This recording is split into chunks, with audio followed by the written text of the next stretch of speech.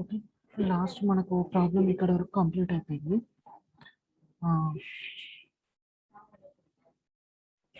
ఒక్క నిమిషం ఆగండి.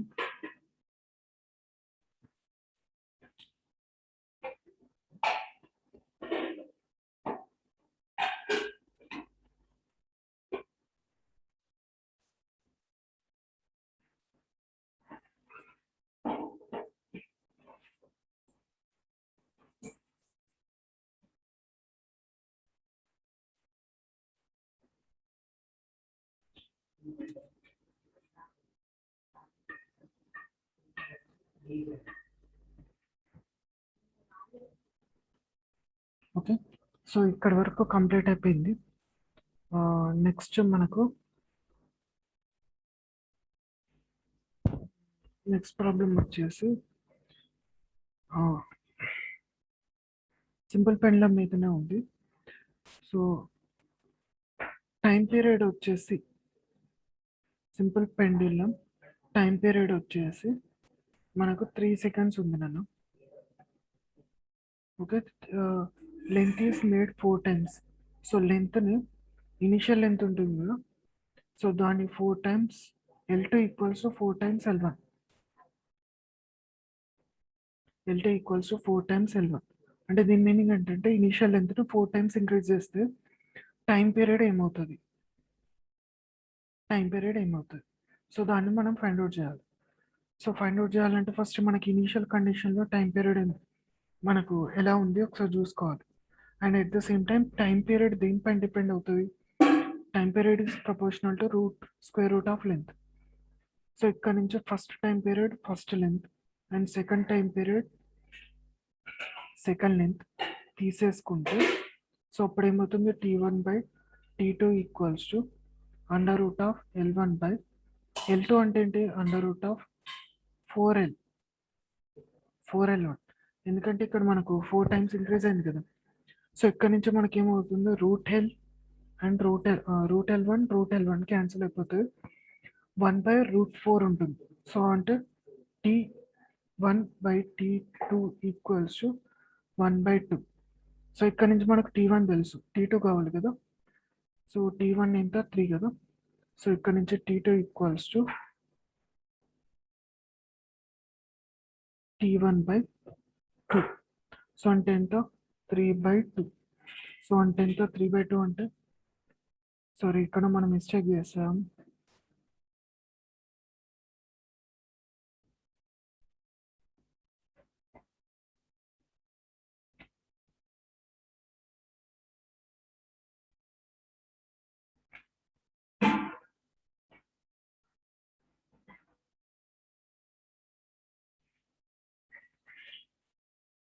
సో ఇక్కడ మనకు T1/T2 ఈక్వల్స్ √L1/√L2. సో 1/√2 అంటే 1/2. సో వచ్చిన తర్వాత మనకి ఇనిషియల్ టైం పీరియడ్ ఎంత, T1. సో ఇది క్రాస్ మల్టిప్లై అవుతాయి కదా నన్ను. సో క్రాస్ మల్టిప్లై అవుతే సో నేను మిస్టేక్ చేస్తాను, T2 equals to 2T1. So అంటే ఏమవుతుంది, T2 ఈక్వల్స్ టు 2 3 6 సెకండ్ అవుతుంది, 6 సెకండ్ అవుతుంది. ఓకే, సో ఇక్కడ వరకు మనకు క్లియర్ అయిపోయింది. అండ్ ఇంకొకటి ఏంటంటే acceleration due to gravity on the surface of the moon. So surface on the moon acceleration due to gravity వచ్చేసి 1.7 meter/second అని చెప్పేసి సెకండ్ స్క్వేర్ అని ఇచ్చాడు. ఇక్కడ ఏం చెప్పారంటే ఎర్త్ మీద టైం పీరియడ్ వచ్చేసి time period on earth equals to 3.5 seconds ఉంటే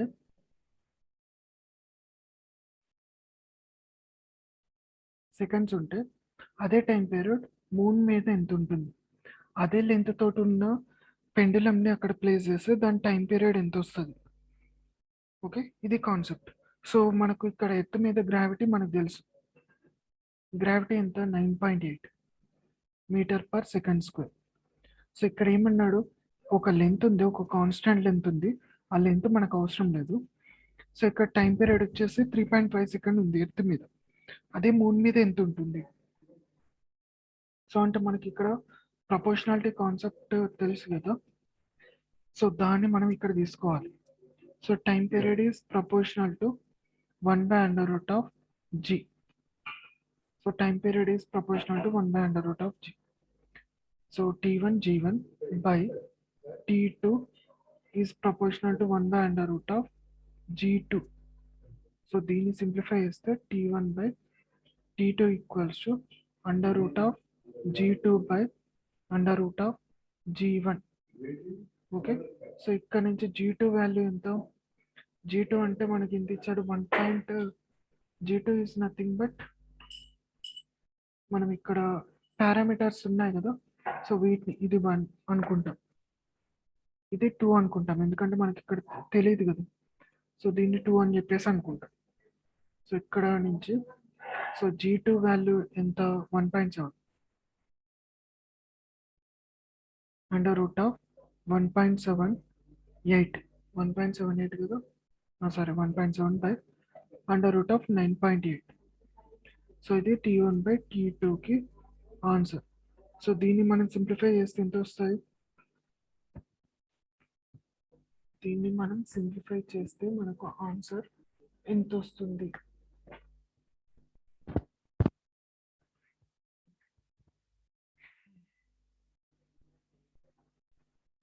√1.7 by √9.8. సో చేస్తే మనకి ఎంత వచ్చింది? 0.41 అని చెప్పేసి వచ్చింది. నేను ఒక్కసారి మళ్ళీ చేసాం. 1.7 by 9.8. సో చేస్తే 0.2 t1 by t2 equals to 0.41 అని చెప్పేసి వచ్చింది. ఇక్కడ నుంచి మనకి ఏం తెలుసు? t1 తెలుసు, ఇక్కడ నుంచి మనకి t1 తెలుసు కదా. సో t1 వాల్యూ 3.5 ఇచ్చారు. సో t2 కావాలంటే ఏం చేయాలి? 3.5 by 0.41 చేస్తే మనకు ఆన్సర్ వస్తుంది 3.5 by 0.4. సో అంటే అప్రాక్సిమేట్లీ మన t2 equals to 8.4 seconds. Okay, so concept ఇక్కడ మనం ఇది ఇక్కడ కాన్సెప్ట్ ఏంటంటే ఎర్త్ మీద టైం పీరియడ్ 3.5 ఉంటే మూన్ మీద 8.4 ఉంటుంది. ఓకే, అంటే మనకు ఆల్మోస్ట్ 3.5 అంటే దీన్ని డబుల్ చేసి ఎంత? 7 కదా. ఓకే, ఆల్మోస్ట్ డబుల్ ఉంది, డబుల్ కంటే ఎక్కువ, 2 times కంటే ఎక్కువనే ఉంది. ఓకే, టైం పీరియడ్ వచ్చేసి 2 times కంటే ఎక్కువనే ఉంది.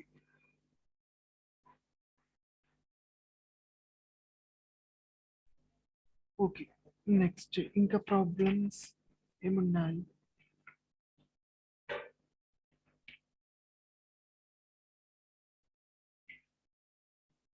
ఓకే, సో ఇక్కడ ఒక ప్రాబ్లం ఇచ్చాడు.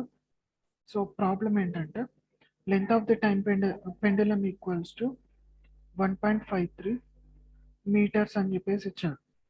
Okay, it completes 72 oscillations in 180 seconds అని ఇచ్చాడు.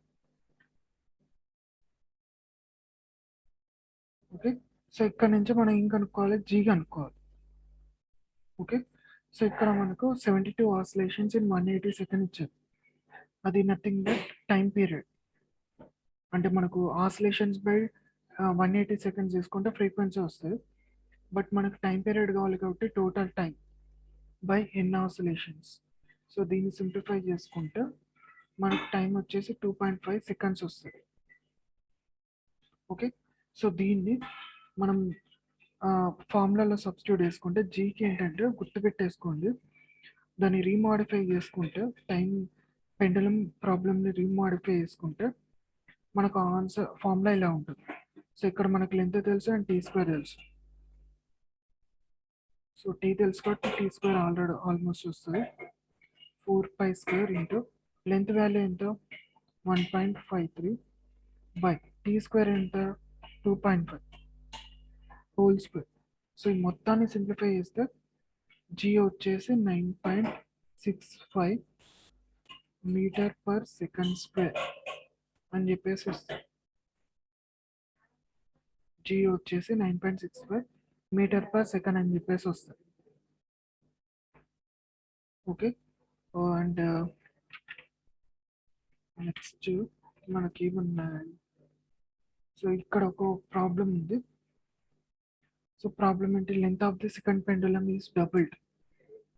ఓకే, సెకండ్స్ పెండులం ఎస్పి అని చెప్పేసి రాస్తాను. Simple pendulum seconds pendulum SC. Seconds pendulum length వచ్చేసి డబుల్ అయింది. ఓకే, లెంత్ డబుల్ అయింది. సో టైం పీరియడ్ ఏమవుతుంది,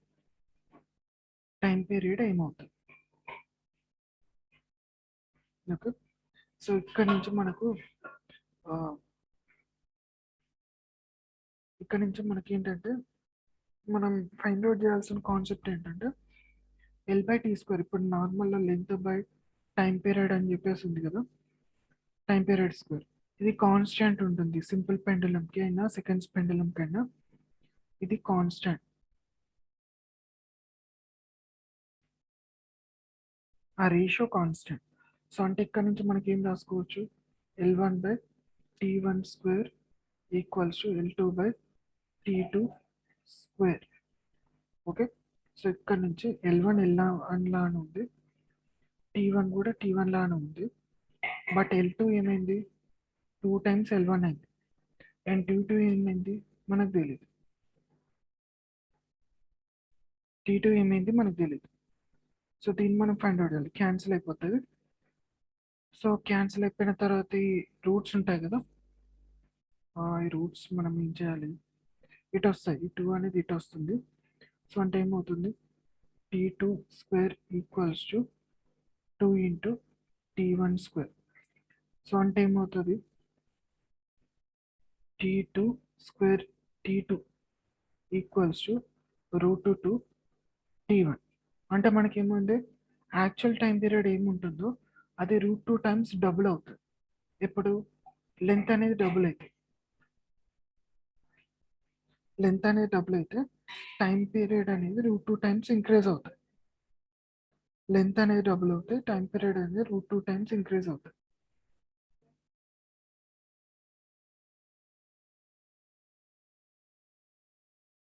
ఓకే, మరి లెంత్ డబుల్ అయింది కాబట్టి మనకు √2 టైమ్స్ వచ్చింది కదా, అదే మనకు టైం పీరియడ్ డబుల్ అవుతే ఏమవుతుంది ఒకసారి చూద్దాం. సింపుల్ పెండులంలో ఒక నిమిషం,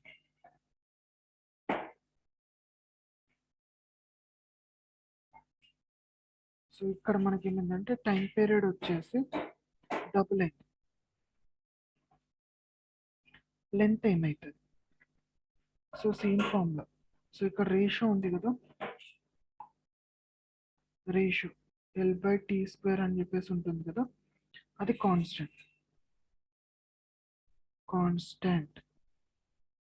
సో ఇక్కడ నుంచి మనం ఏం రాసుకోవాలి, L1/T1² equals to L2/T2². So ఇక్కడ నుంచి L1/T1² ఈక్వల్స్ టు L2 మనకు తెలియదు, ఫైండ్ అవుట్ చేయాలి. బై T2 అంటే ఏమవుతుంది, 2 టైమ్స్ ఇంక్రీజ్ అయింది కాబట్టి 2T1². సో అంటే మనకి ఇక్కడ ఏమొస్తుంది, 4T అని చెప్పేసి వస్తుంది, డినామినేటర్ 4T అని చెప్పేసి వస్తుంది. ఈ T² క్యాన్సిల్ అయిపోతుంది. సో అంటే ఏమవుతుంది, L2 equals to 4 into L1.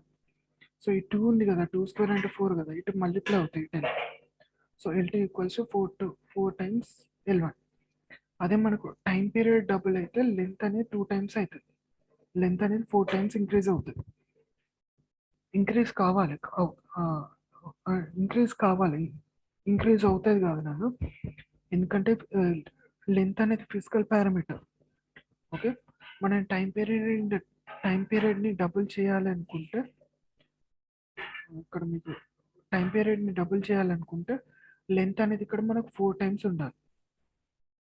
Okay, అదే కనుక మనం ఇక్కడ ఇదే కదా ప్రాబ్లం. సో ఇక్కడ మన లెంత్ని డబుల్ చేస్తే అప్పుడు టైం పీరియడ్ అనేది √2 టైమ్స్ ఇంక్రీజ్ అవుతుంది. అర్థమైందా కాన్సెప్ట్? ఎందుకంటే టైం అనే పారామీటర్ని మనం టచ్ చేయలేము ఫిజికల్గా, బట్ లెంత్ని మనం ఫిజికల్గా టచ్ చేయగలుగుతాం. సో కాబట్టి లెంత్ అనేది పెరగదు నాన్న, మనమే పెంచాలి.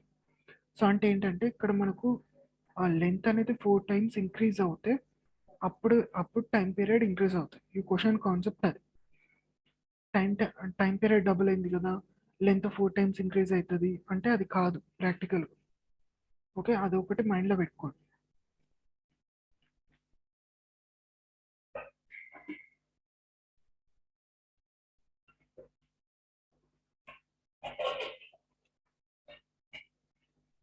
ఓకే, సో రిమైనింగ్ ప్రాబ్లమ్స్ ఇంకా మీకు ఏమైనా ప్రాబ్లమ్స్ స్ట్రైక్ అయితే అవన్నీ చేయండి అన్న. నా దగ్గర ఉన్న ప్రాబ్లమ్స్ అయిపోయాయి. మిగిలిన